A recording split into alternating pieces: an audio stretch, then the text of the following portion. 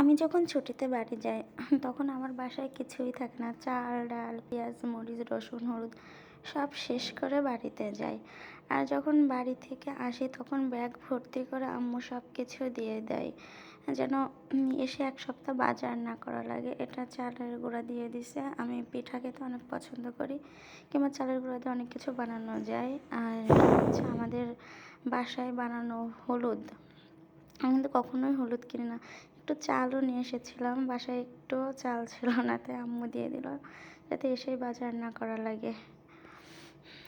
এইগুলোর সাথে আম্মু মাছ, মাংসও দিয়ে দিয়েছে। সেগুলো এসে ফ্রিজে রেখেছি যাতে নষ্ট না হয়ে যায়।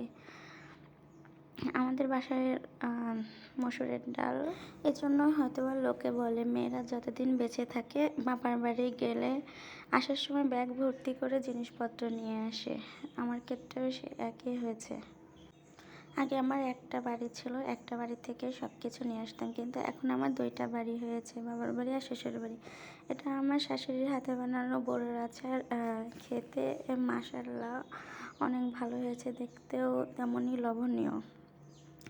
শাশুড়ি শুধু হলুদ দেয়নি, শাশুড়ি পেঁয়াজ রসুনও দিয়েছে। এটা আমার শ্বশুরবাড়িতে হয়। আমার কাছে পেঁয়াজ আছে মানে আমি এখন অনেক অনেক অনেক বড়লোকস।